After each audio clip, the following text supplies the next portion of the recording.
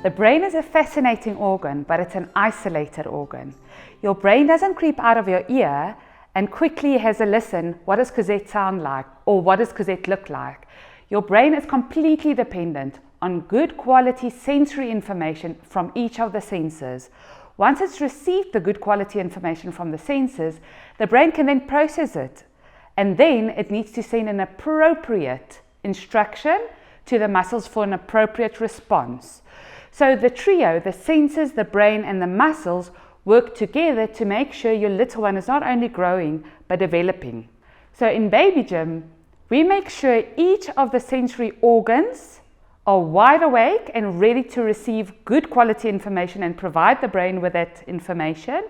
And then we make sure each of the muscle groups are not only receptive to the instruction from the brain, but are also strong enough to act on the brain's instruction. So here it's important that we not only look at movement and any kind of movement, but an appropriate muscle response, which ultimately results into appropriate behavior, regardless of the age of your little one.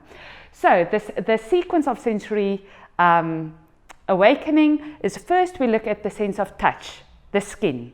Then the group of insight senses that involves proprioception, the vestibular system and kinesis, the sense of smell, the use of your nose, the sense of taste, the use of your mouth, the sense of hearing, your ears, and the sense of sight, your eyes.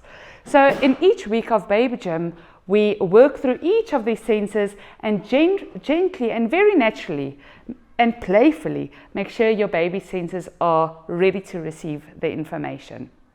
And then once we're sure that all of the senses are awake and receptive to the information from inside and outside the body, we make sure each of the muscle groups are aware, strong, and then in time coordinate together so that we get to reaching milestones and the ability to stop. Now the ability to stop is important because that's the start of impulse control. Okay, so what is the sequence of muscular development? It's the mouth, the neck, core, shoulders, arms, hips and legs, hands and fingers, feet and toes. So if we look at that in terms of reaching milestones in sequence during the first 14 months of your baby's life, it would be suckling for feeding and nourishment, head control, and it's a very, very complex milestone to acquire because the head is really heavy in the beginning, almost 25% of the baby's body weight. So getting that mastering the ability to lift the head in a coordinated way is a really skillful milestone to achieve.